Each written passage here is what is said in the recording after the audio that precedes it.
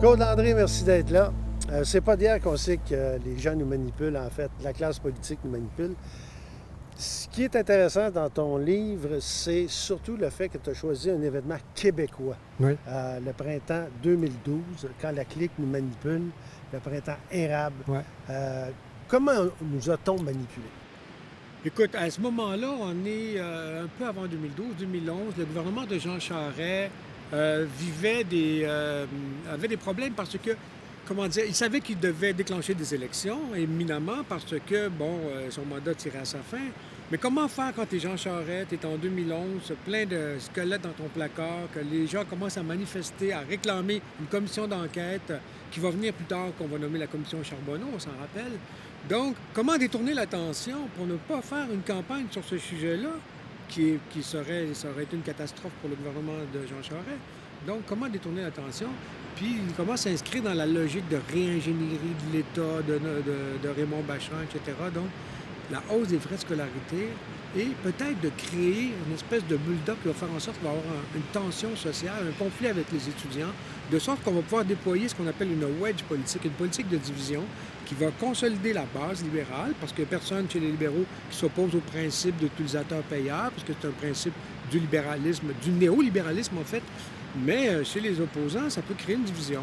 Puis là, on va peut-être alimenter de toutes pièces ce conflit social-là, de sorte que l'élection ne porte pas sur le mandat, mais sur l'héritage, ou sur le bilan, dis-je bien plutôt, le bilan du gouvernement Charest, mais sur l'ordre et la sécurité, sur la violence et l'intimidation. Or, on les voulait, ces manifestations. Elles étaient souhaitées et souhaitables.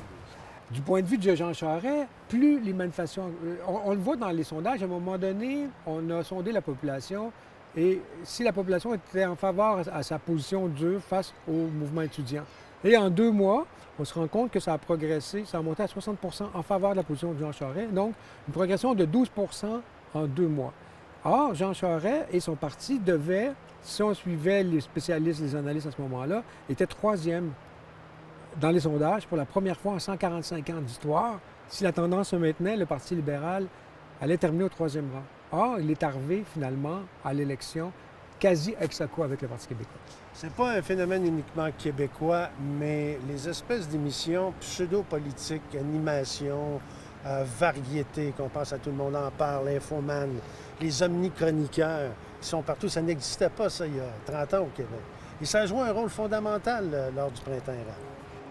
Ça a joué un rôle fondamental parce que moi, je prétends que pour être la wedge politique, cette politique de division qui est recensée, c'est pas une théorie du complot, là. C'est des techniques qui ont été utilisées, notamment aux États-Unis par George W. Bush. On sait qui est le penseur derrière ça. C'est un penseur qui s'appelle Karl Rove. C'est un analyste politique, un stratège politique, qui était lui-même le fils spirituel de Lee Atwater, qui était derrière les campagnes de Reagan. Bon, ça s'inscrit dans ce courant-là, des campagnes de salissage permanent et des techniques fourbes. Donc, on s'est inspiré de ces techniques-là qui ont été utilisées en Australie aussi et au Canada anglais pour, justement, donc déployer une wedge politique, une politique de polarisation sociale qui, je le dis, c'est très important. L'idée, c'est de consolider la base dans son camp, mais de jeter une pomme de discorde chez l'adversaire. Et cette pomme de discorde, c'est une question lourdement chargée sur le plan émotif. Dans le cas des États-Unis, par exemple, pour sauver la campagne de George W. Bush, on a introduit des référendums sur le mariage gay et la légalisation de la marijuana, de sorte qu'on pouvait aller chercher l'électorat afro-américain et latino traditionnellement acquis aux démocrates, mais qui, sur des valeurs morales, des valeurs familiales, étaient plus conservateurs. Donc, pour une fois, se disent les électeurs, on va suspendre notre vote traditionnel, puis parce que ces questions-là sont trop importantes à nos yeux, on ne peut pas laisser passer ça, donc on va changer notre vote pour cette fois-là. Donc c'est ça l'idée, c'est de consolider sa base en jetant une pomme de discorde chez l'adversaire. Les démocrates ont fait la même chose après en emmenant la question sur la recherche sur les cellules souches. Donc, quand toi, tu es un progressiste, tu es pour la science et tout, tu n'as pas de problème à ce qu'on fasse de la recherche. Mais si tu es conservateur, tu dois me c'est intervenir dans l'œuvre de Dieu, donc je suis contre. Mais si tu es conservateur et tu es malade, tu voudrais bien te soigner aussi, donc ça sème une division au sein de tes troupes conservatrices. Tu vois? C'est ce qui sert bien le mélange des genres, là, des médias, entre autres, comme on le veut que tout le monde en parle, la ministre Beauchamp qui passe là, l'omnichroniqueur Martineau qui, lui, est sur tous les sujets et lançait des bombes à tous les jours. Martineau, il le sait. Le problème avec Richard Martineau, c'est que les gens, des fois, le confondent avec un chroniqueur, mais il est à la joute intellectuelle un peu ce que Tarzan la bottine Tyre est aux arts martiaux. C'est-à-dire que c'est un personnage un peu caricatural. Il le fait lui-même, il va se mettre une burqa et tout ça, mais il le sait, je le connais, j'ai déjà mangé avec lui, il est en représentation de lui-même. Sauf qu'il s'invite à une joute qui, normalement, traditionnellement, était réservée aux gens dits sérieux. Alors lui, il emmène un côté show-businesstique dans la discussion publique dite sérieuse. Puis les gens confondent ces gens-là, justement. Donc, moi, un jour, comment il s'appelle, Gilles Proulx m'avait dit, si tu veux parler aux chauffeurs de camions, aux gens ordinaires, sois informé et drôle. Et je pense que Richard Martineau est informé et drôle. C'est ça sa recette. Donc, il faut le prendre pour ce qu'il est. C'est quelqu'un qui parfois a raison, mais sauf que ce qu'il amène, c'est vraiment du spectaculaire, du spectacle. Et quand tu es chroniqueur au Journal de Montréal ou ailleurs, puis tu es payé au clic, il faut que tu assures les gens. Et comment? Bien, c'est en lançant des controverses, en utilisant des concepts qui parfois peuvent amener à des raps. Il y a des thèses de maîtrise qui ont été utilisées sur la façon dont il utilise la question de l'islam, par exemple, Richard Martineau aussi.